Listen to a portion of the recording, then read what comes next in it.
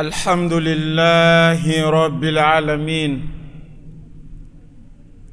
الحمد لله الواحد الأحد الفرد الصمد لم يلد ولم يولد ولم يكن له كفوا أحد. وأشهد أن لا إله إلا الله وحده لا شريك له. وأشهد أن سيدنا وحبيبنا وشفيعنا محمدا عبده ورسوله بلغ الرسالة وأدى الأمانة ونصح الأمة وكشف الله به الغمة وجاهد في الله حق جهاده حتى أتاه اليقين. اللهم صل وسلم وبارك عليه وعلى آله وأصحابه ومن تبعهم بإحسان إلى يوم الحساب. يا أيها الناس اتقوا ربكم الذي خلقكم من نفس واحدة وخلق منها زوجها وبث منهما رجالا كثيرا ونساء واتقوا الله الذي تساءلون به والأرحام إن الله كان عليكم رقيبا. أما بعد عباد الله أيها المسلمون، حي الله هذه الوجوه المشرقة النيرة، تبتم وطاب سعيكم وممشاكم وتبوأتم من الجنة منزلا. أسأل الله العلي العظيم الذي جمعنا في هذا البيت المبارك على طاعته على غير أرحام تجمع بيننا ولا أموال نتعاطاها أن يجمعنا في الآخرة في مستقر رحمته وفي دار مقامته، إنه ولي ذلك والقادر عليه. Alhamdulillah. Louange à Allah, le Seigneur de l'univers. Toute la louange et la gloire appartiennent à Allah, l'unique dans sa seigneurie, l'unique dans sa divinité. Il est seul dans son pouvoir, seul dans sa royauté. Il doit être adoré seul. J'atteste qu'il n'y a de divinité dignes d'être adorées hormis Allah, et que notre illustre messager Muhammad sallallahu alayhi wa sallam est l'envoyé d'Allah ainsi que son serviteur. Que la paix, le salut et les bénédictions d'Allah soient sur lui, sur sa sainte et pieuse famille, sur ses fidèles et vertueux compagnons, ainsi que sur quiconque les suivra sur cette voie salutaire jusqu'au jour de la rétribution. Ceci étant, chers frères, chères sœurs en islam, notre sermon d'aujourd'hui, par la permission d'Allah, va se dérouler sur les 4 formes de création qui ont été faites par Allah subhanahu wa ta'ala depuis le départ jusqu'à l'arrivée, c'est-à-dire depuis le premier homme jusqu'à la fin des temps, et surtout sur la 3e forme qui a été une forme miraculeuse et qui a été également la cause d'égarer plusieurs personnes. Chers frères en islam, Allah subhanahu wa ta'ala, il a décidé, il a décrété qu'il va créer les êtres humains sous 4 formes, des formes différentes. La première de ces formes, c'est de mettre un homme à vie sans père ni mère. La deuxième forme, est de donner la vie à une personne qui est sortie d'un père, mais pas de mère. La troisième forme, c'est de donner la vie à un homme d'une mère, mais sans père. Et la troisième, c'est de faire exister sur terre des femmes et des hommes venant d'un père et d'une mère. Ça, ce sont les 4 formes de création qu'Allah subhanahu wa ta'ala a décidé de faire à l'endroit de ses créatures ou à l'endroit des êtres humains. Premièrement, Allah subhanahu wa ta'ala, il nous dit dans ce verset dont nous venons de réciter maintenant, Ya ayyuhan nasu, ô homme, ittaqu rabbakum alladhi, craignez votre Seigneur, celui-là même, khalaqakum min nafsin wahida, qui vous a créé d'un seul être. Il vous a créé d'un seul homme. Cet homme-là, c'est notre père Adam alayhi salam. Adam alayhi salam est le premier homme créé par Allah subhanahu wa ta'ala, le père de l'humanité. Dieu a créé Adam alayhi salam de l'argile. Il n'a pas eu un père, il n'avait pas une mère.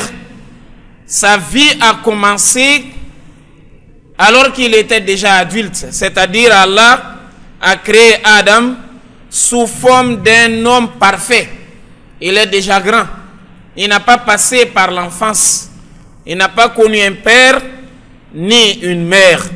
Donc Allah subhanahu wa ta'ala, parlant de lui dans ce verset, il dit Khalaqakum min nafsin wahida.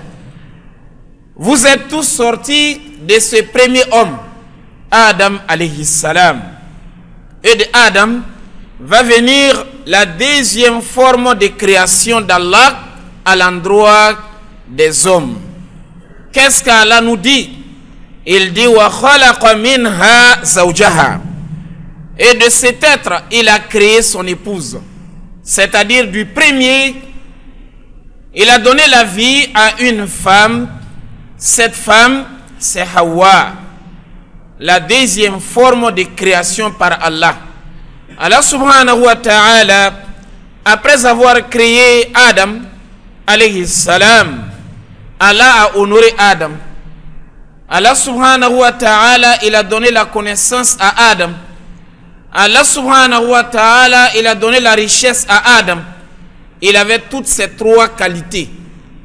Il était honoré de sorte que Allah subhanahu wa ta'ala a demandé à tous les anges de se prosterner pour lui. C'est un homme créé de l'argile. Ils sont des anges créés de la lumière. Mais Allah leur a demandé de se prosterner pour Adam. Un honneur dont il n'y a pas d'honneur au-delà. Deuxième chose, Allah subhanahu wa ta'ala a doté Adam d'une connaissance terrible. Allah a défié les anges en leur disant: voici ces choses exposées devant vous, je vous demande de me donner leurs noms. وعلم آدم الأسماء كلها ثم عرضهم على الملائكة فقال أنبئوني بأسماء هؤلاء إن كنتم صادقين. Allah subhanahu wa ta'ala a exposé toutes choses devant les anges. Il leur a dit: donnez-moi les noms de ces choses. Les anges rassemblés, du plus grand au plus petit, ils n'ont pas pu donner le nom d'une seule chose qui était exposée devant eux. Mais quant à Adam, Allah subhanahu wa ta'ala, il a donné cette connaissance à Adam et a demandé à Adam de rappeler ou d'enseigner à ses anges les noms de ces choses exposées. فقال يا آدم أنبئهم بأسمائهم فلما أنبأهم بأسمائهم. Et Allah subhanahu wa ta'ala a demandé à Adam de mentionner ces choses par leur nom. Adam a commencé, on appelle ça par ce nom. L'autre porte ce nom jusqu'à la fin. Et c'est par la suite de cet examen que les anges même se sont prosternés pour Adam. Et Allah, il a fait rentrer Adam dans le paradis.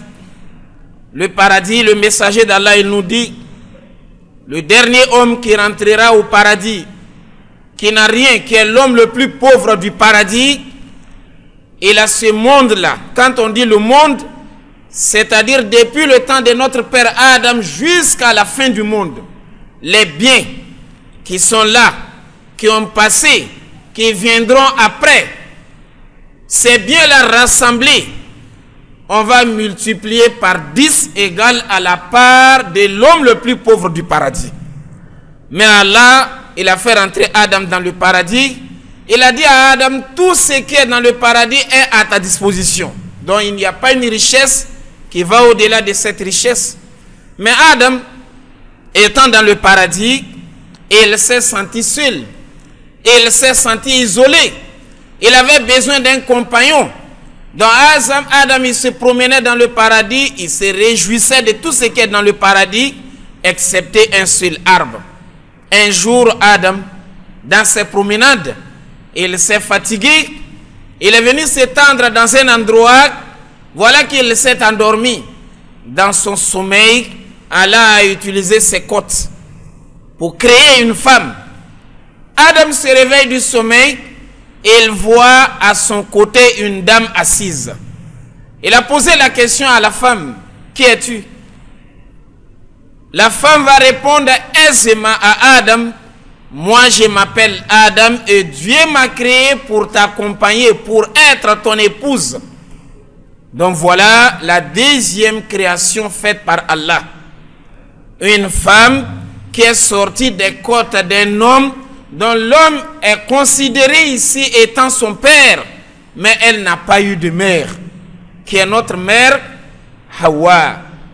Donc ces deux ont fait une vie dans le paradis, ont été expulsés sur la terre, et le paradis est considéré étant l'héritage de tous les fils de Adam que nous sommes.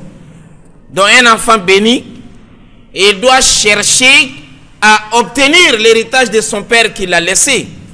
Voilà pourquoi le paradis est pour tous les fils de Adam, sauf celui-là même qui va se détourner. Voilà pourquoi le messager d'Allah a dit, vous allez tous rentrer au paradis, sauf celui qui refuse. Les compagnons ont dit, mais comment nous allons refuser de rentrer au paradis avec toutes les meilleures vies qui sont dans le paradis? Le messager d'Allah a dit, celui qui m'obéit, il rentrera dans le paradis. Mais celui qui me désobéit, c'est comme s'il refusait de rentrer au paradis. Alors, le paradis est comme la maison de notre Père. Chacun de nous doit mériter pour arriver au niveau de la maison laissée par son Père, que le Père même va rejoindre. Alors voilà, nous avons ces deux formes de création. La troisième forme de création qui a été la cause pour basculer la foi de beaucoup des fils de Adam et qui sera même la cause pour introduire beaucoup dans le feu de l'enfer, c'est cette forme de création miraculeuse qui a dépassé la conscience de certains serviteurs dont leur foi a balancé. Il s'agit de la création de qui? De Isa alayhi salam. Isa, Jésus, que la paix d'Allah soit sur lui. Allah subhanahu wa ta'ala, puisqu'il a décidé de créer les hommes sous 4 formes de création, et nous avons déjà vu 2, mais il a fallu une personne qu'Allah va utiliser pour réaliser la troisième forme. Et cette personne, c'est Maryam alayhi salam. Maryam, elle avait une mère qui a eu du mal à enfanter, qui était même inquiète, est-ce qu'elle va avoir des enfants? Alors Maryam, elle a voué, elle a dit, oh Allah, la mère de Maryam, elle a voué vis-à-vis d'Allah. Elle dit, oh mon Seigneur, accorde-moi un enfant. Et si tu me donnes un enfant, je mettrai l'enfant à ta disposition.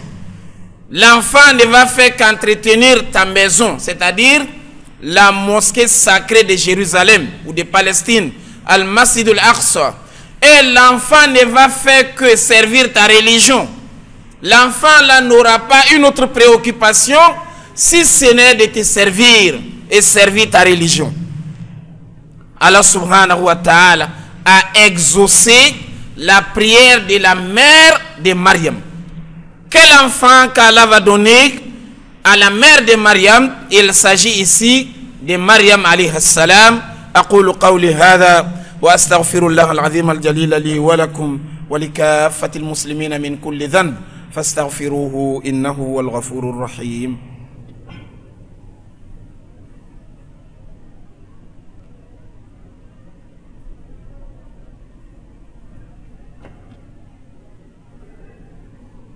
الحمد لله رب العالمين والعاقبة للمتقين ولا عدوان إلا على الظالمين.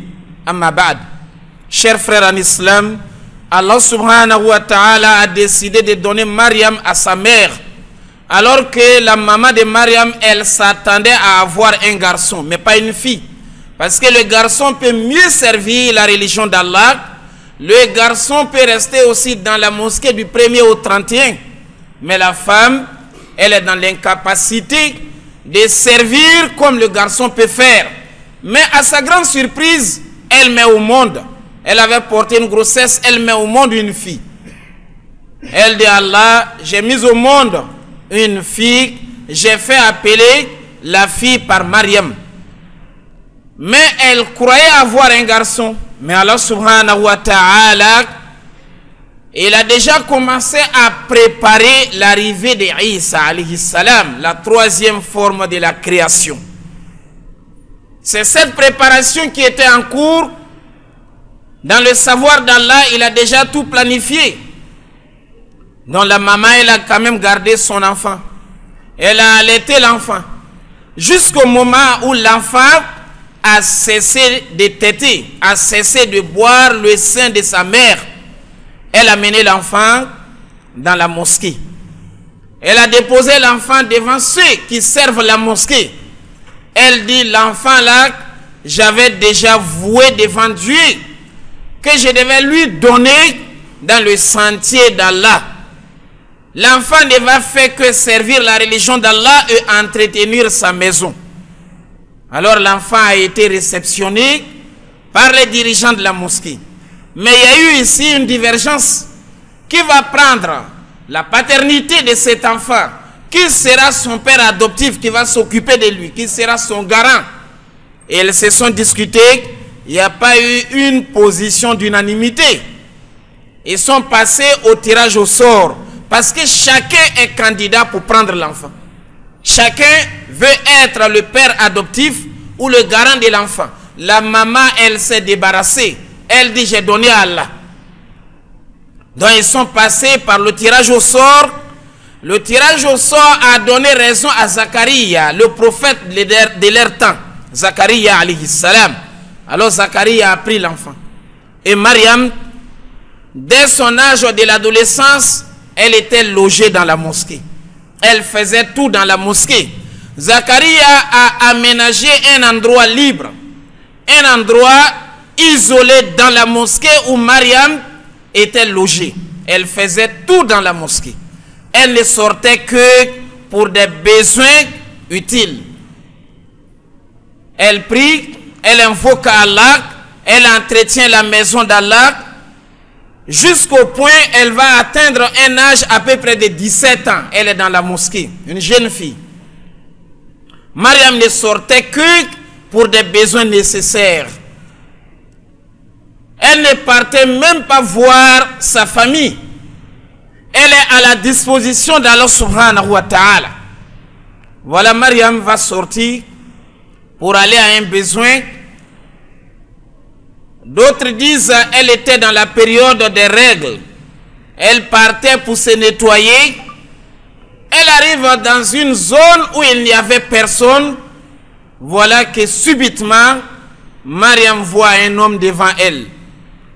cet homme vient sous forme d'un être humain, mais en réalité n'était pas un homme, c'était l'ange Jibril alayhi salam.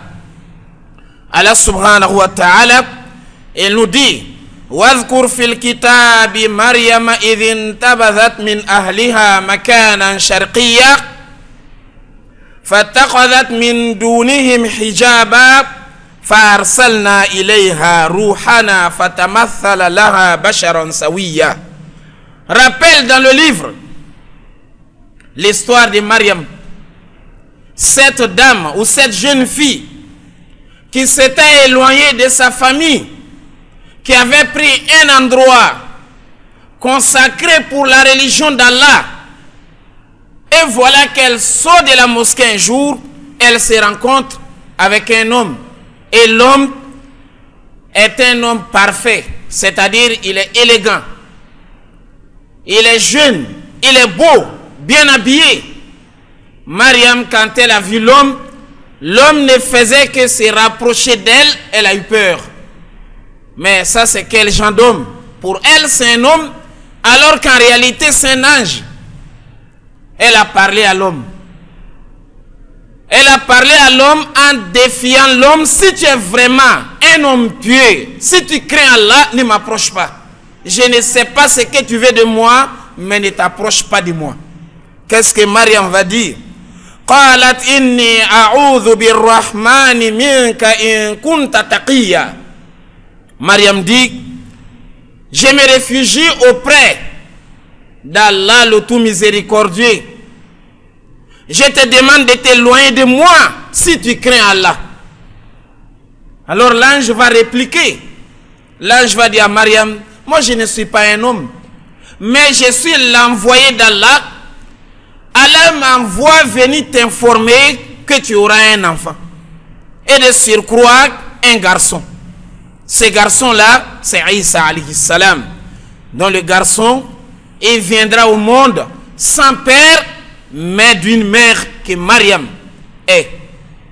Alors, l'ange dit à Mariam: Qala innama ana rasulu rabbiki li ahaba laki ghulaman zakiya. Moi, je suis l'envoyé de ton Seigneur. Il m'a envoyé venir t'informer l'enfantement. Tu porteras une grossesse, tu vas mettre au monde un enfant du sexe masculin, et c'est un enfant pur. Un enfant éloigné de l'idolâtrie, éloigné des péchés. Un enfant rapproché d'Allah subhanahu wa ta'ala. Mariam dit à l'ange: قالت أنا يكون لي غلام ولم يمسسني بشر ولم أك بغيا. Mariam dit à l'ange: mais comment je peux avoir un enfant? C'est impossible d'avoir un enfant alors que je n'ai eu aucun contact avec un homme. Je ne suis pas non plus prostituée, c'est-à-dire je n'ai pas été mariée légalement pour avoir des rapports conjugaux avec un homme afin d'enfanter, et je ne suis pas une prostituée qui s'est donnée à la prostitution pour avoir un enfant. Donc, cela n'est pas possible. Mariam dit à l'ange: moi, je n'ai pas eu de contact avec un homme, je ne peux pas avoir un enfant. L'ange dit: qala kadhaliki qala rabbuk. Kadhaliki, l'ange dit: c'est vrai, tout ce que tu dis là n'est que la vérité. Qala rabbuki, mais c'est ce que ton Seigneur aussi a dit. C'est vrai, tu n'as jamais connu un homme, ni sur la voie du mariage, ni sur la voie de la prostitution, mais c'est ce qu'Allah a décidé, de te donner un enfant, un garçon, sans ces contacts-là, pour réaliser la troisième forme de la création de l'être humain. Et Allah dit: ça c'est très facile pour moi.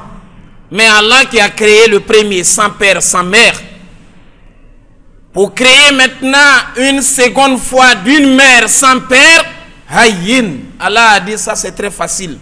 Donc l'ange dit à Mariam: ça c'est très facile pour Allah subhanahu wa ta'ala. Et voilà, Allah demande à l'ange d'accomplir sa mission. L'ange a insufflé un vent dans le creux de l'habit de Mariam.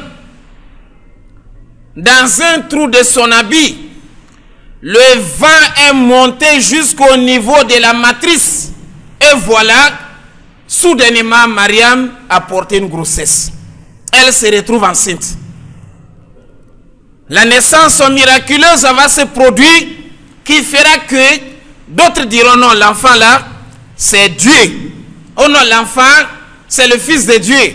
Oh non, cet enfant, c'est le troisième des trois, c'est-à-dire le Saint-Esprit. Oh non, l'enfant là, c'est un enfant bâtard. Donc nous avons 5 positions. Il y a ceux-là qui disent qu'Issa, il est Dieu lui-même. D'autres disent non, il n'est pas Dieu, mais il est le Fils de Dieu. D'autres disent non, il est le troisième des trois. Et de l'autre côté, ils disent non, il est même un enfant hors mariage, parce que sa maman n'était pas mariée, elle a eu un enfant. Mais la position des musulmans est l'enseignement venant directement de la part d'Allah subhanahu wa ta'ala. Qui est la 5e position? Il n'est Dieu, ni le Fils de Dieu, ni le troisième des trois, ni un enfant hors mariage, mais c'est le serviteur d'Allah, c'est un prophète, comme lui-même dira. Alors voilà, Mariam se retrouve enceinte. C'est vrai que ça a été raconté dans d'autres récits qu'elle a mis au monde sur place, mais si nous partons sur la base, on voit que c'était une grossesse normale qui a duré comme les autres grossesses durent. Mariam, avec sa grossesse, elle était encore dans la mosquée. Elle avait un proche à elle qui s'appelait Yusuf bin Yaqub, mais qui n'est pas le prophète Yusuf. Celui-là a été le premier à voir Mariam dans son état de grossesse. Il a demandé à Mariam, Mariam, peut-on avoir une plante sans une semence?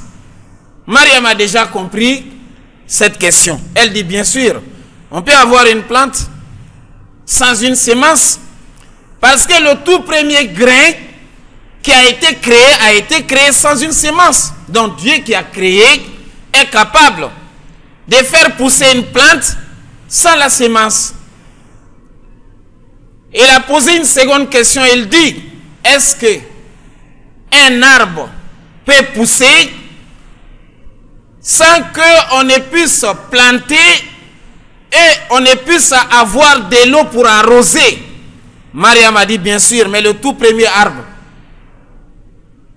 il n'y avait pas de pluie pour arroser, il n'y avait pas quelqu'un pour planter.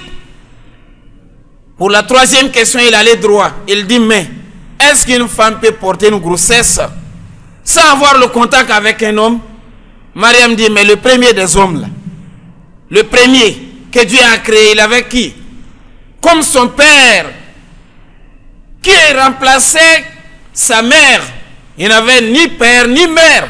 Donc celui qui a opéré ces miracles est capable de donner la vie ou de donner une grossesse sans un contact avec un homme. Il dit, bon, dis-moi en réalité, qui est l'auteur de ta grossesse? Mariam a relaté l'histoire. Voilà, je m'étais retrouvé devant un homme, c'était un envoyé d'Allah. C'est celui-là qui a fait ceci, il a fait cela, je me suis retrouvé enceinte. Donc, Mariam est restée dans la mosquée jusqu'au moment où la douleur de l'enfantement a commencé. Les femmes, quand elles veulent mettre au monde, la douleur qui précède l'accouchement a commencé, qui a fait que Mariam n'a pas supporté de rester dans la mosquée, elle est sortie. Il y avait un dattier, elle est partie se mettre sous le dattier. Elle dit, oh Allah, il fallait même me faire mourir avant aujourd'hui. Parce qu'elle est entre 3 difficultés. Elle a d'abord la douleur qui la frappe. Elle a peur aussi de la honte qu'elle aura lorsqu'elle va rencontrer son peuple. Parce qu'ils vont traiter l'enfant là d'un enfant hors mariage. Et Mariam, elle a faim, elle a soif. Elle est entre ces 3 difficultés. Donc elle dit, oh mon Seigneur, il fallait me faire mourir. Je préfère la mort au lieu de telle situation. Mais Allah subhanahu wa ta'ala a soulagé Mariam avec des paroles douces venant de la part de l'ange. Si Allah nous accorde une autre rencontre, Inch'Allah, nous allons terminer cette histoire. Nous demandons à Allah d'accepter nos adorations, de pardonner nos péchés, qu'Allah pardonne à tous nos morts, qu'il guérisse tous nos malades, qu'Allah subhanahu wa ta'ala soulage chacun de nous de ses soucis mineurs et majeurs, qu'Allah subhanahu wa ta'ala bénisse nos enfants, qu'Allah subhanahu wa ta'ala nous accorde une longue vie bénie, une vie accompagnée de la santé, accompagnée également des moyens. Nous demandons à Allah subhanahu wa ta'ala de la façon dont il vient de nous rassembler dans cette mosquée qui nous rassemble comme ça dans le paradis. Allahumma a'izzal islam wal muslimin wa adhil ash-shirka wal mushrikin wa dammir a'da'aka a'da' ad-din. Allahumma salli wa sallim wa barik wa an'im wa majjid ala Muhammadin wa ala ali Muhammad kama sallaita wa sallamta wa barakta wa majjadta wa akramta ala Ibrahim wa ala ali Ibrahim fil alamin innaka Hamidun Majid. سبحان ربك رب العزة عما يصفون والسلام على المرسلين والحمد لله رب العالمين.